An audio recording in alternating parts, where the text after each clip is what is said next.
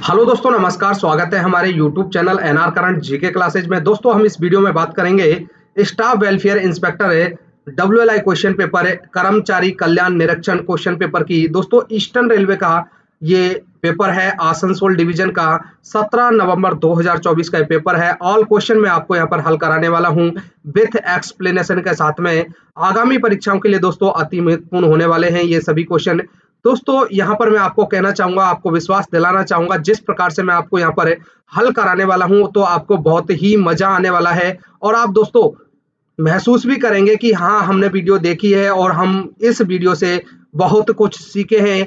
आप में आत्मविश्वास पैदा हो जाएगा कि हम डब्ल्यूएलआई क्वेश्चन जो पेपर है, जो भी कोई भी हम एग्जाम देंगे उसको निकाल सकते हैं। बहुत अच्छे से दोस्तों आपको समझ में आने वाला है। तो दोस्तों वीडियो में बने रहिएगा, वीडियो को लाइक करें, शेयर करें और चैनल पर नए हैं तो चैनल को सब्सक्राइब करके बेल आइकन प्रेस कर दें।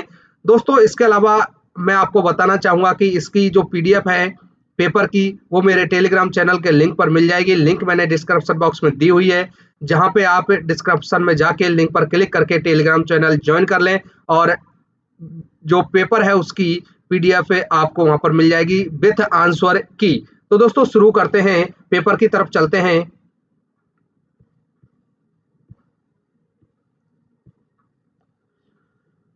दोस्तों ये रहा पेपर और ईस्टर्न रेलवे आसनसोल दिनांक दी हुई है 17/11/2024 से। अवधि 90 मिनट और पूर्णांक 100 नंबर्स का ये रहेगा। यहाँ कुछ निर्देश दिए हुए हैं, निर्देश आप पढ़ सकते हैं।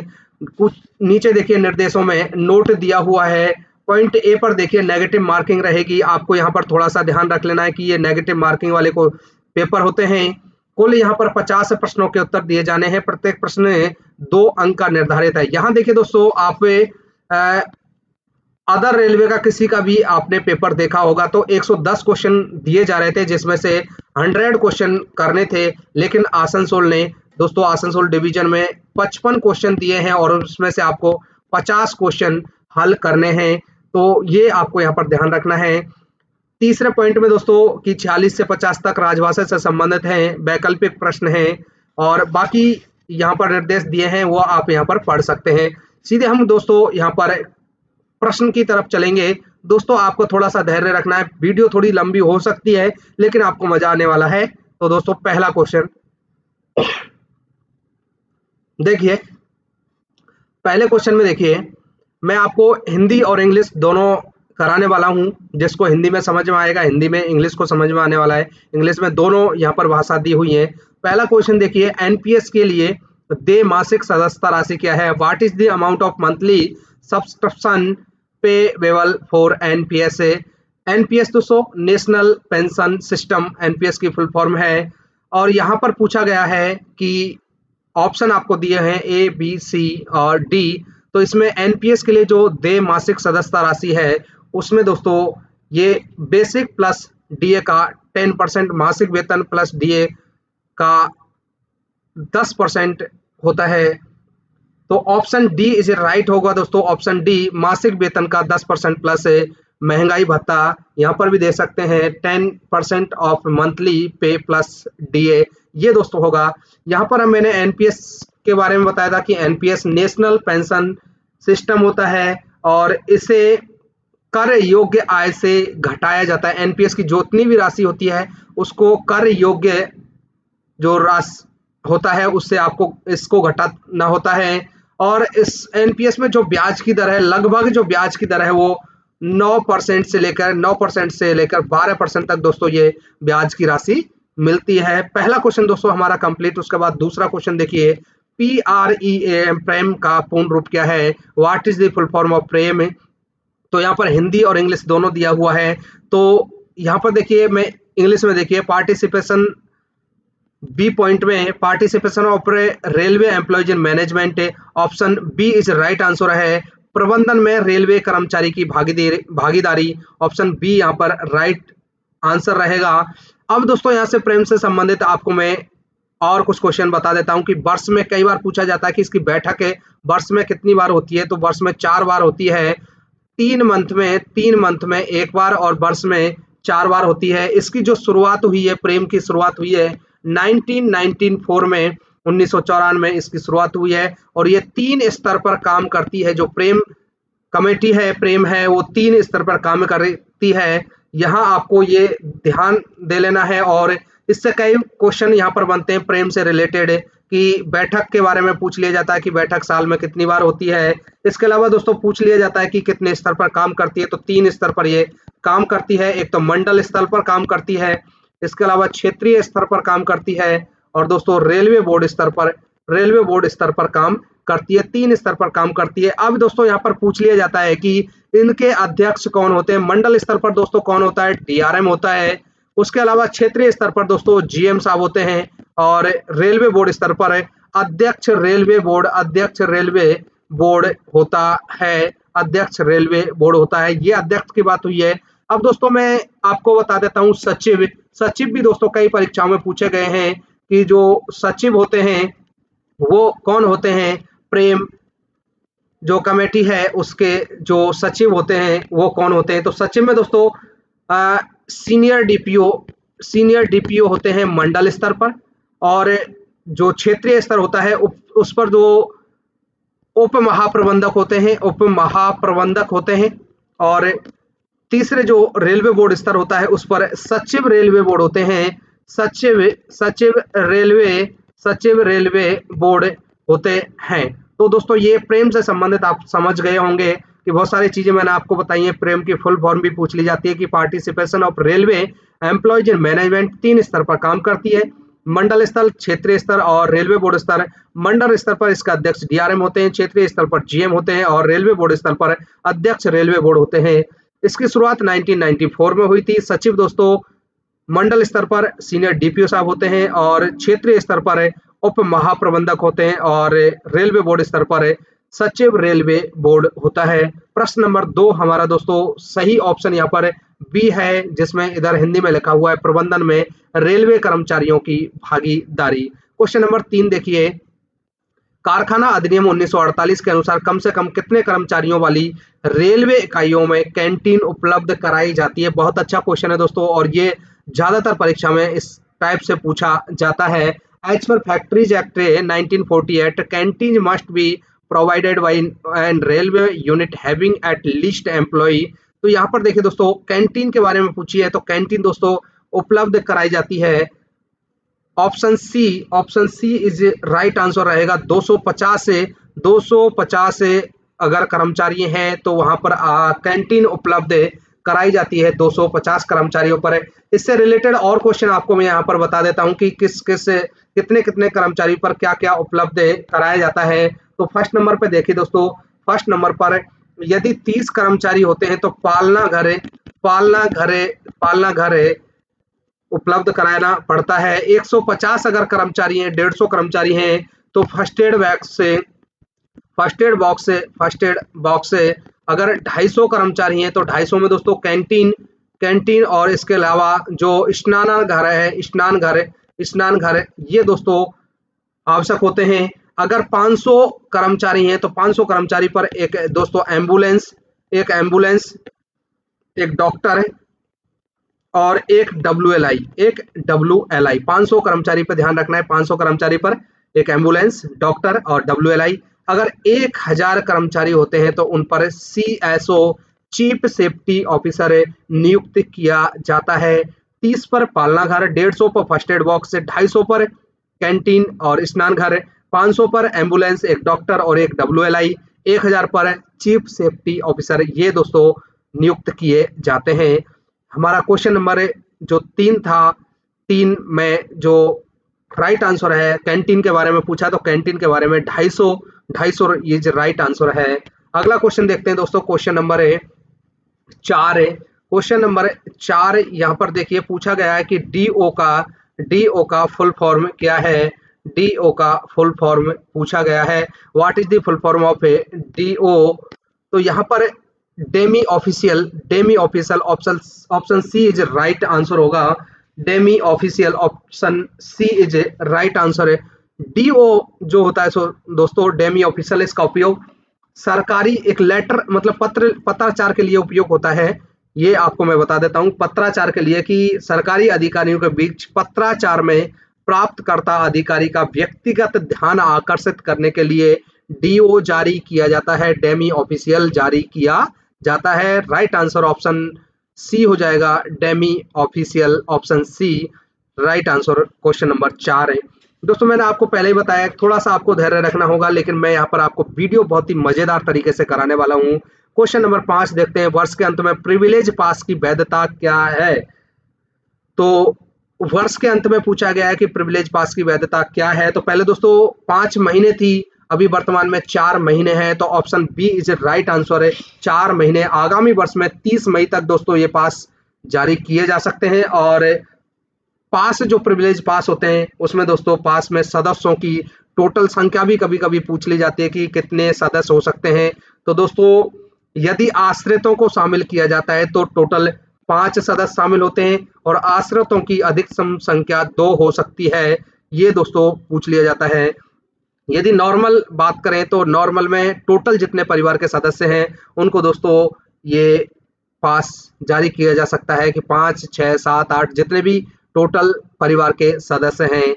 तो ऑप्शन यहाँ पर बी राइट आंसर है, ऑप्शन बी 4 मंथ यहाँ पर राइट आंसर हो जाएगा। क्वेश्चन नंबर 6 की बात करते हैं। क्वेश्चन नंबर 6 में देखिए पूछा गया है, यदि कोई रेलवे कर्मचारी पुलिस हिरासत में डैश घंटे से अधिक समय तक हिरासत में रहता है तो उसे निलंबित माना जाएगा। तो दोस्तों 2 दिन या 48 आवर्स, 48 घंटे दोस्तों इसका राइट आंसर रहेगा, 48 घंटे। Option D is right, option D is right हो जाएगा क्वेश्चन नंबर 6 का। अगला क्वेश्चन देखते हैं, क्वेश्चन नंबर 7। एचआरएमएस के ई मास्टर मॉड्यूल में निम्नलिखित में से कौन से फील्ड उपलब्ध हैं।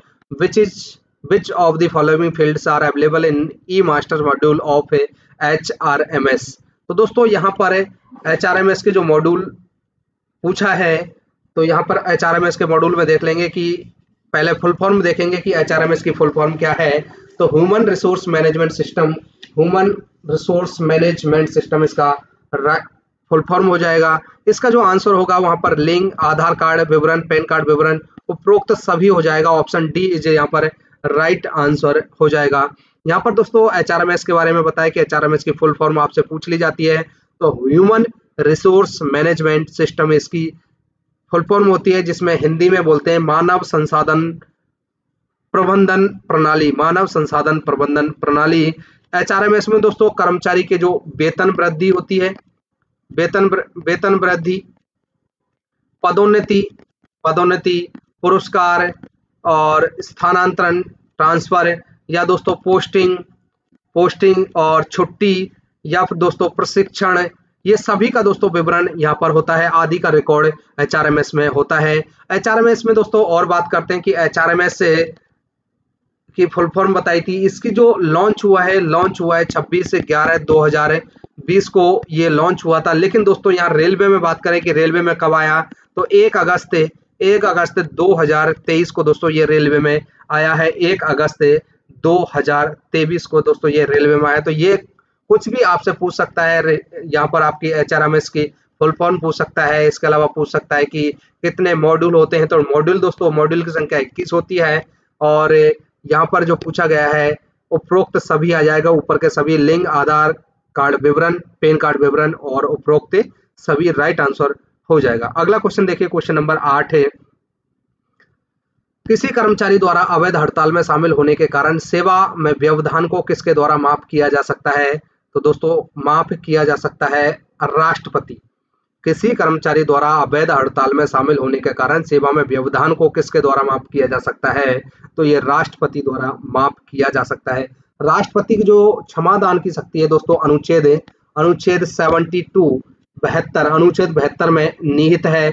संविधान के अनुच्छेद 72 में राष्ट्रपति यदि कोई व्यक्ति किसी व्यक्ति को कोर्ट से यदि दोषी ठहरा दिया जाता है या उसको जैसे कोई सजा दे दी जाती है, तो उस व्यक्ति की सजा माफ करने, राहत देने या छूट देने या निलंबित किया है उसको रोकने या कोई सजा है उसको कम करने की शक्ति राष्ट्रपति के पास होती है। तो यहाँ पर क्षमादान की शक्ति अनुच्छेद 72 में है। और यहाँ जो पूछा गया है कि अवैध हड़ताल में शामिल होने के कारण सेवा में व्यवधान के लिए किसके द्वारा माफ किया जा सकता है, तो दोस्तों यहाँ राष्ट्रपति द्वारा माफ किया जा सकता है। अगला क्वेश्चन देखिए, क्वेश्चन नंबर 9, जब कोई रेलवे कर्मचारी अपने मुख्यालय से 8 किमी से अधिक दूरी पर 10 घंटे की ड्यूटी पर जाता है तो स्वीकार्य यात्रा भत्ते की दर क्या होगी? When a railway servant proceed on duty for 10 hours beyond 8 kilometer from his headquarter, the rate of TA admissible will be। तो दोस्तों यहाँ पर पूछा गया है 8 घंटे से टीए आपको जब भी मिलेगा जब 8 किलोमीटर, यहाँ 8 किलोमीटर दिया है तो 8 किलोमीटर से दूर यदि हेडक्वार्टर से जाता है जब ही आपको टीए मिलेगा। यहाँ पर पूछा है कि 10 घंटे की ड्यूटी पर जाता है तो स्वीकार्य भत्ता 70% होगा, बी और इज राइट आंसर है। यहाँ पर आपको मैं बता देता हूँ कि यदि 6 घंटे से कम हेडक्वार्टर से 8 किलोमीटर की दूरी पर जाता है तो 30% उसको टीए मिलेगा। यदि 6 घंटे से अधिक और 12 घंटे से कम के लिए हेडक्वार्टर से दूर जाता है तो 70% मिलेगा। यहाँ 10 घंटे पूछा था इसलिए दोस्तों 70%। यदि 12 घंटे से अधिक हेडक्वार्टर से दूर जाता है, 8 किलोमीटर दूर जाता है तो उसको 100% टीए दिया जाएगा, 100% टीए रहेगा। अगर हम बात करें दोस्तों टीए लेवल की कि टीए किस प्रकार से मिलता है, और टीए अभी दोस्तों जो डीए 50% हो गया था उसके बाद टीए की जो रेट है उनमें चेंज हो चुका है, आपको वो भी याद रखना है। मैं आपको कुछ बता देता हूं कि लेवल 5 से कम है तो उसको जो टीए मिलेगा 625 है। ये 625 दोस्तों 100% होता है। अगर हम लेवल 6 से 8 की बात करें तो उसमें दोस्तों 1000 रुपये, और 9 से 11 की बात करें तो उसमें 1125 रुपये, और 12 से 13 की बात करें तो उसमें 1250 रुपये। यदि 14 से अधिक है तो उसे दोस्तों 1500 रुपये टीए मिलेगा, 1500 रुपये टीए मिलेगा। तो यहाँ पर दोस्तों 10 घंटे के बारे में पूछा गया था इसलिए हमने दोस्तों यहाँ पर लिख दिया है कि 70% उसको टीए मिलेगा। Option B is a right answer है। अगला क्वेश्चन देखते हैं, क्वेश्चन नंबर 10, रेलवे कर्मचारी को सेवानिवृत्ति पर पेंशन में कम्यूटेशन की अधिकतम स्वीकार्य सीमा क्या है? क्वेश्चन नंबर 10 है और क्वेश्चन नंबर 10 का जो सही आंसर है ऑप्शन ए 40% दोस्तों यहाँ पर सही आंसर है, 40%। क्वेश्चन नंबर 11 की बात करते हैं। क्वेश्चन नंबर 11 है, सेवानिवृत्ति ग्रेजुएटी के लिए पात्र बनने के लिए न्यूनतम अहरकारी सेवा क्या है? तो ग्रेजुएटी के लिए दोस्तों जो कम न्यूनतम सेवा है वो 5 वर्ष होनी चाहिए। Option A is right answer है। यहाँ पर आपको दोस्तों और बता देता हूँ कि 2 साल पर क्या मिलता है, 5 साल पर क्या मिलता है, 10 साल पर क्या मिलता है, और 15 साल पर, 20 साल पर क्या मिलता है। तो 2 साल पर दोस्तों कोई भी कर्मचारी परमानेंट हो जाता है। 5 साल की अगर सेवा हो जाती है तो ग्रुप सी या डी के जो कर्मचारी हैं उनको 3 सेट पास मिलना शुरू हो जाता है, स्टडी लीव मिलना शुरू हो जाती है और ग्रेजुएटी मिलना शुरू हो जाती है। यहाँ जो पूछा गया था अगर 10 साल की अगर कोई सेवा कर लेता है तो पेंशन का हकदार हो जाता है, पेंशन का हकदार हो जाता है। यदि 15 वर्ष की सेवा हो जाती है तो पेंशन रिस्टोर हो जाती है, और यदि 20 साल की सर्विस कर लेता है तो दोस्तों वो बीआरएस ले सकता है और मानार्थ पास का हकदार हो जाता है, मानार्थ पास का वो हकदार हो जाता है। क्वेश्चन नंबर 11 का जो राइट आंसर है वो है 5 वर्ष